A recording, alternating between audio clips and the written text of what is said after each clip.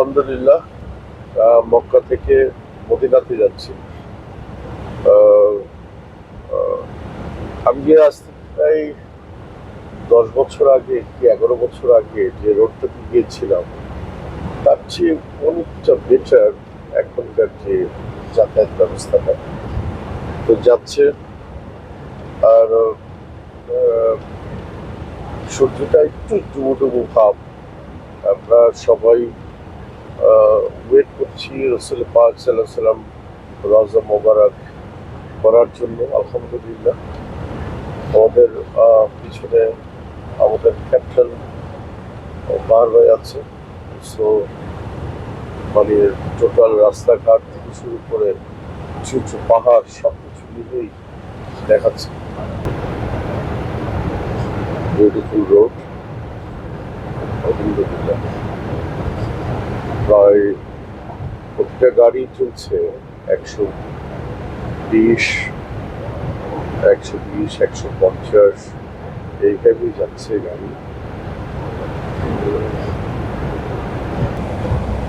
এই সাইডে শুধু পাহাড় আর পাহাড়।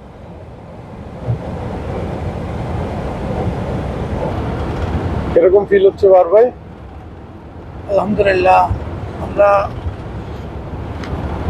পবিত্র মক্কা নগরীতে উমরা পালন শেষে আমরা এখন সবাই মিলে ছুটে চলেছি আমাদের প্রিয় নবী হযরত মুহাম্মদ সাল্লাল্লাহু আলাইহি সাল্লামের রওজায়।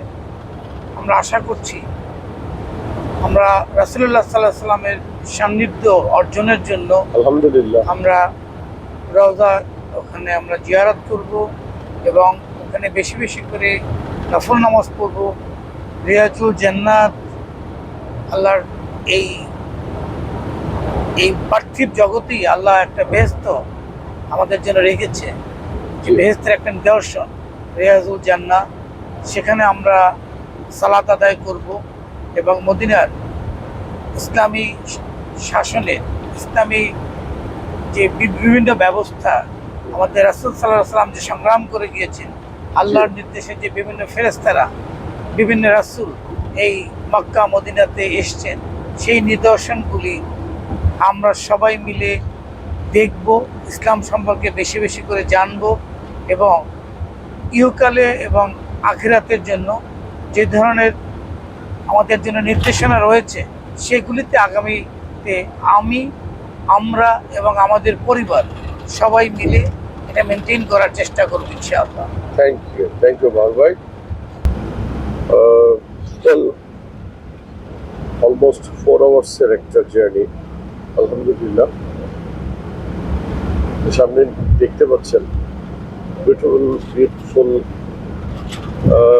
বলে পাহাড়। আলহামদুলিল্লাহ, এত কি বলে এই পাহাড়গুলি এত প্রসিদ্ধ, এত পাহাড়ের কাছাকাছি গেলে বোঝা যায় যে যে না, পাহাড়গুলি কত দামি। এবং এই জায়গায় আল্লাহ রসুলের এই দেশে সমস্ত কিছু রেখে দিয়েছেন আল্লাহ সুবহানাহু ওয়া তাআলা। আর তাই আপনাদেরকে চেষ্টা করি যতটুকু দেখাবার।